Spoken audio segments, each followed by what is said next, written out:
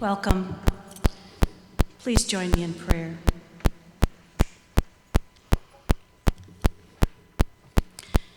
Creator of all life, we gather today in gratitude for the vision and hopes of Otterbein's founders.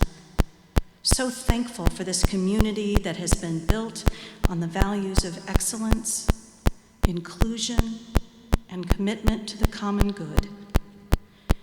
We thank you for the ways our past and our present join together for this celebration. And we pray that you will be with us, students and alumni, faculty and staff, as we honor our heritage, so that today and in the days and months and years ahead, we may each tap into our memories of what is most right, so that we can grow into our full potential. We give you thanks for your presence with us as we move toward a future filled with hope. We pray, certain of your grace. Amen.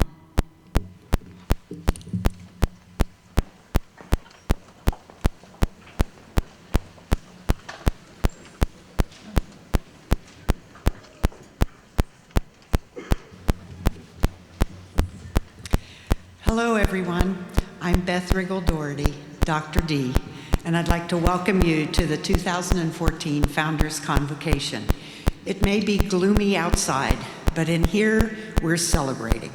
Celebrating all of you who joined the procession of Otterbein grads in the years past. Celebrating all of you who will join that procession this year or in the future.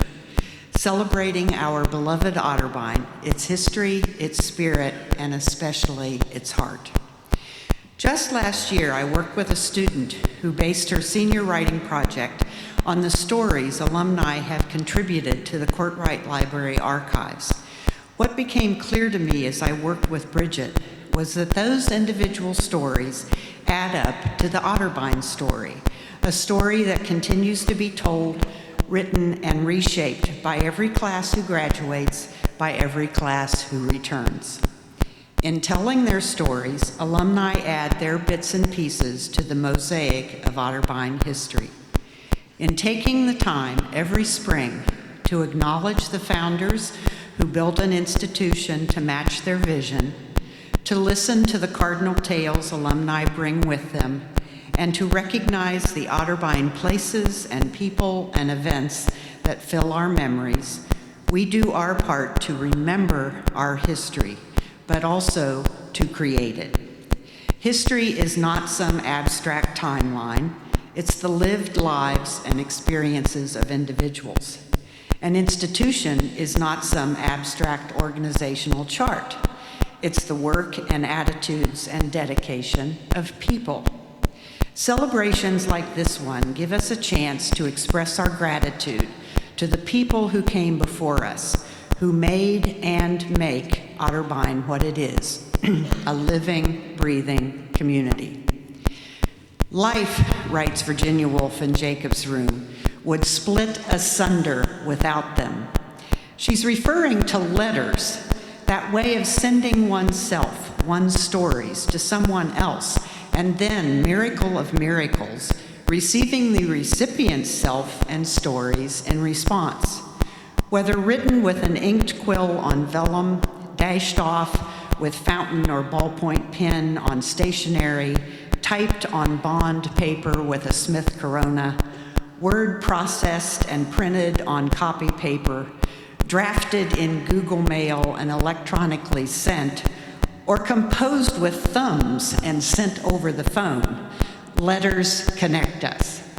Today, this afternoon, right now, we have the chance to see such connections enacted as we observe and eavesdrop on letters written by Otterbein historical figures, on correspondence between alumni, and on letters written by a couple of newly introduced pen pals, a graduate of the class of 1964 and a soon-to-be graduate of the class of 2014. What a treat. Welcome, everyone, to our Founders Convocation and to our pen pals. They may be separated by 50 years, but a love of Otterbein joins them. They correspond.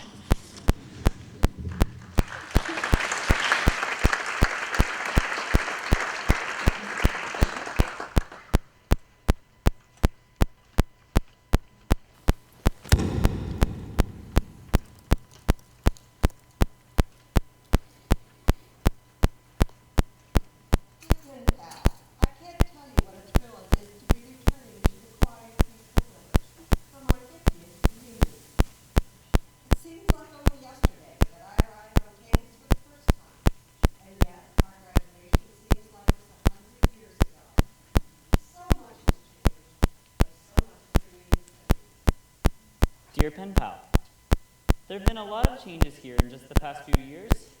I can't imagine how different things are going to look to you, but I think you'll like the improvements and enjoy the stuff that stayed the same.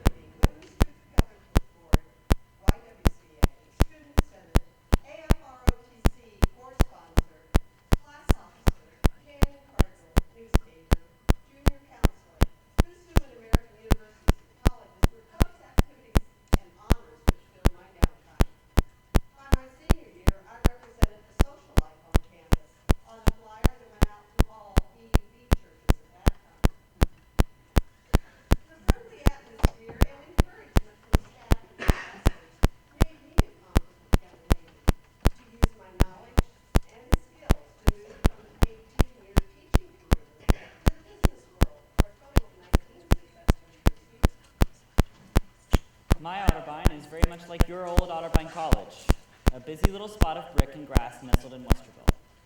Favorite memories, of course, include homecomings, Greek week, and countless donut runs to Schneider's after painting the rock across the campus center, or the CC as we call it.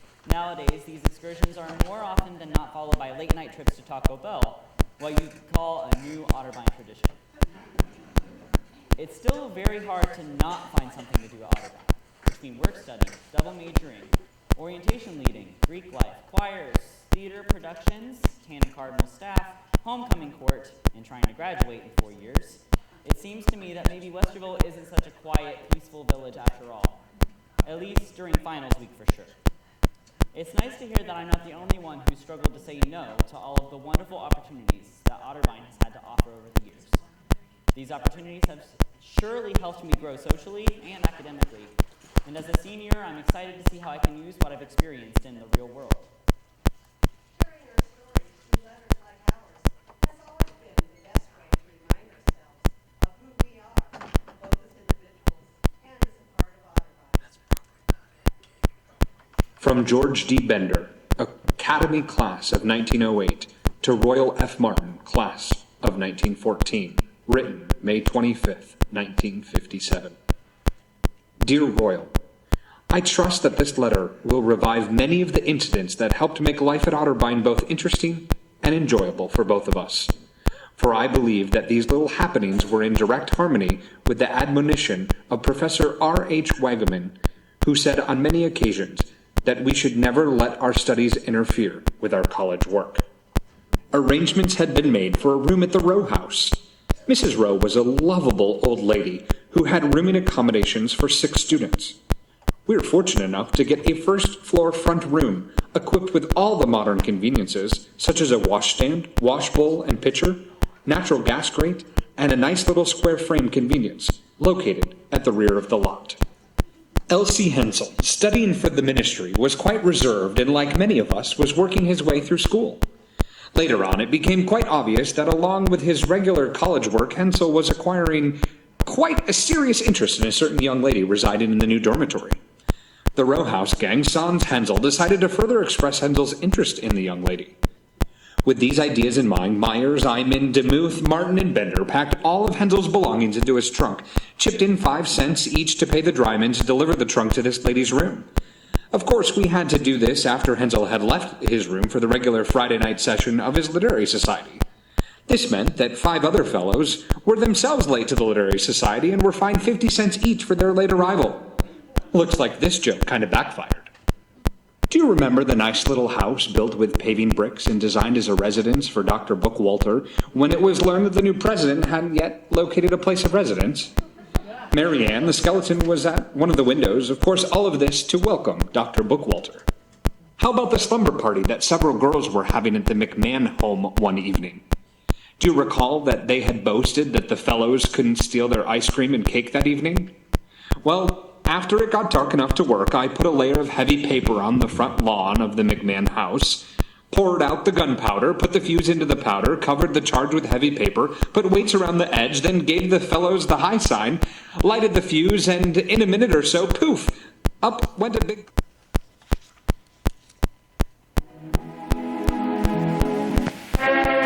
Homecoming brings the chrysanthemum crush of friends, the tan and cardinal band, the fraternity floats,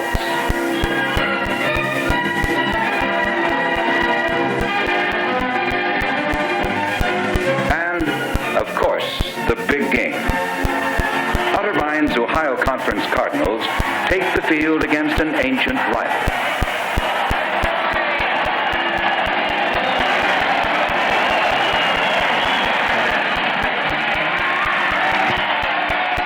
Touchdown after touchdown.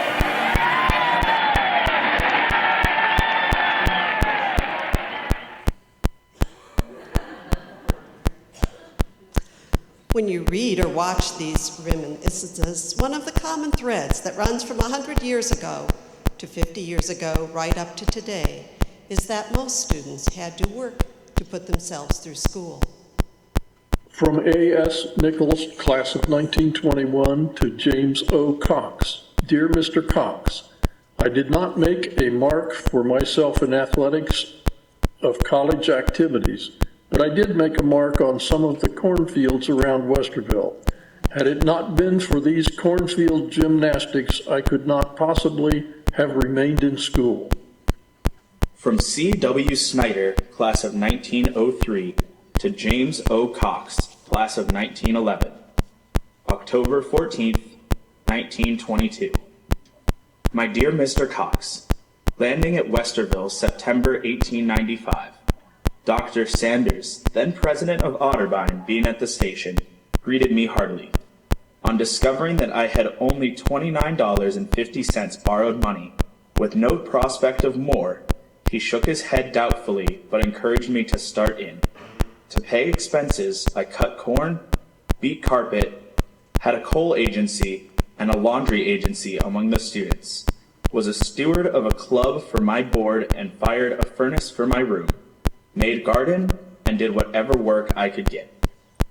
The good people of the town and college turned many things to my advantage, which contributed to what otherwise would have been impossible, the completion of my college course in 1905. Thanks 1,000 times to them all.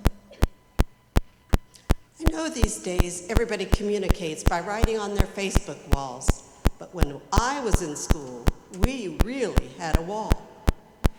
Until the campus center opened after our senior year, all of the student mailboxes were on the east wall of the first floor of Towers Hall.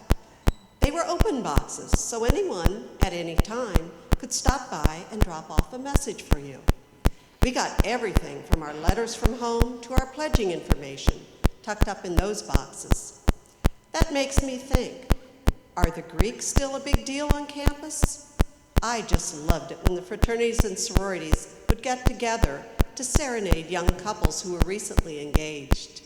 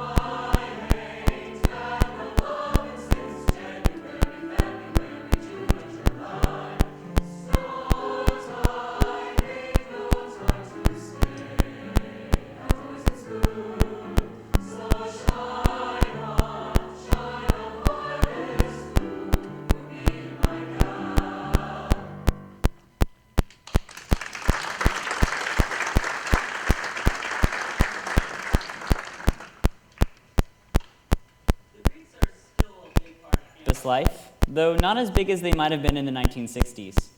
But they still sing every year for Greek Week.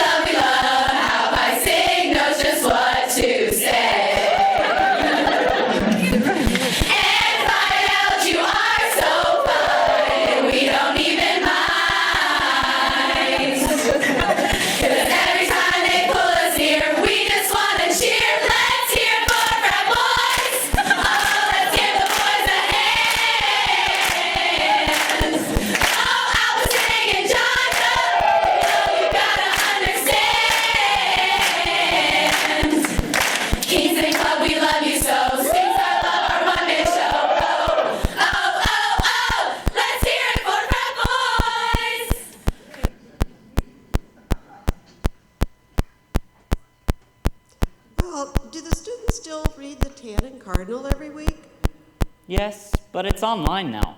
They only publish a magazine twice a year. So where do you get your news? We go to YouTube.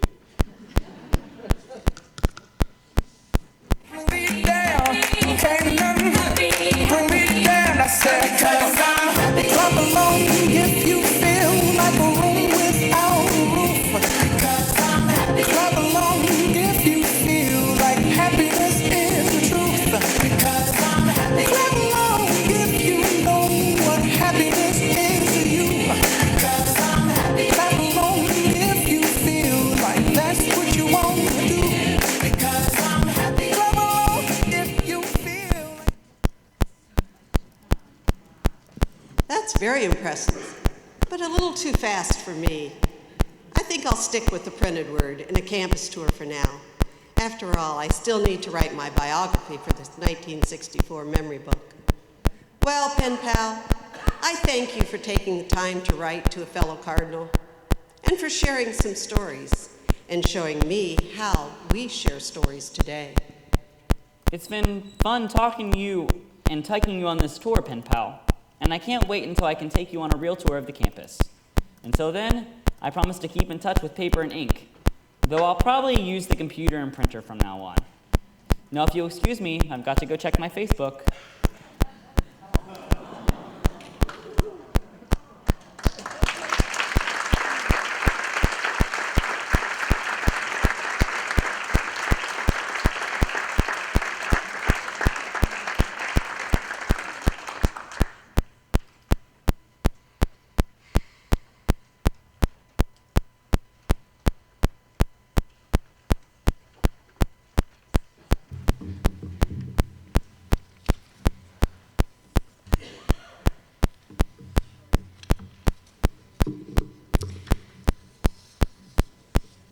Well, I want to thank you for that wonderful exchange of messages, and what a cute photo at the end. Great job.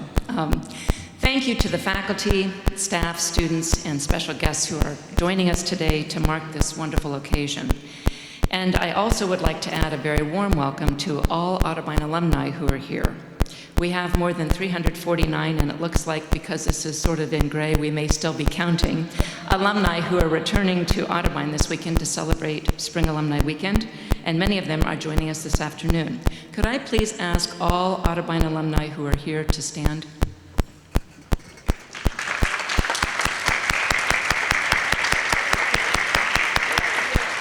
And those of you who are in the class of 64 celebrating your 50th reunion, if you could wave to us so we can see you. We'll be seeing you more this weekend. So.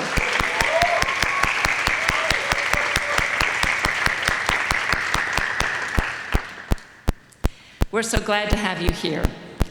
Thank you for your service, your friendship, your accomplishments, and your contributions to Otterbein's story. As illustrated by our pen pals Clark Tiemann and Sally Anspaugh, the art of correspondence has certainly changed through the years, from formal letters penned with elegance and painstaking detail on fine linen paper, to messages pounded character by character onto thin sheets of typing paper, to greeting cards categorized by almost any sentiment you can imagine or wish to express, to emails that provide seemingly instant acknowledgement of your thanks or your inquiries, to to messages limited to 140 characters to synthesize one thought at a time as a tweet on Twitter. And I meant to tweet from up here, and I forgot my iPhone. So anyway, you look great out there. And finally, to Snapchats that disappear within less than 10 seconds of first appearing. Some experts argue that correspondence is indeed an art form that has been lost. In his book, To the Letter, a celebration of the lost art of letter writing, Simon Garfield says that emails are a poke, but letters are a caress, and letters stick around to be discovered later. Still others will assert that we've never had more or better tools to help close the distance between us. Technology may continue to outpace our ability to define the quality of our connectedness to and communication with one another. But the fact remains, we clearly want to record our stories, to share our memories, to express thoughts and ideas to one another. It is evident that we still need, no matter what the communication channel, to chronicle our connections as a community. How else can we take comfort and pride in our belonging unless someone else can validate it, share it, and on days and weekends like these, celebrate it? I decided to look to some of the written ideas expressed by presidents who served Otterbein before me. My intention was to explore what connected us, beyond a shared title and position. Consider this message I found. To the students and other friends of Otterbein College, I extend my greetings. Otterbein has served a noble purpose in the educational world. Her graduates are located in many countries.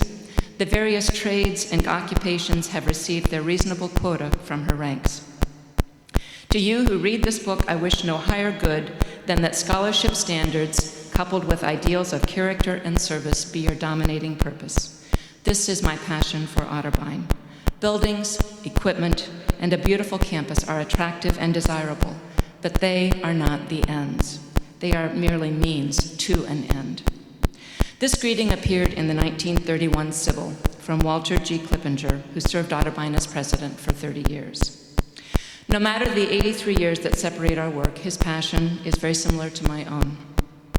At Otterbein, we always put our students first. By keeping that focus, we seek to ensure that our students' education and experience prepare them to lead lives of purpose. Next, I considered our alumni.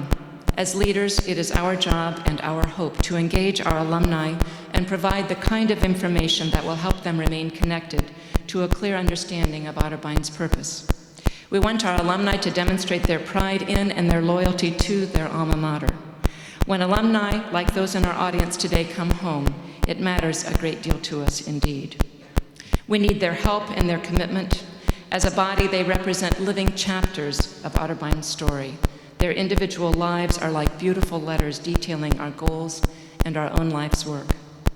John Gordon Howard, who became president in 1945, is said to have once issued a list to alumni to help define Otterbein's purpose.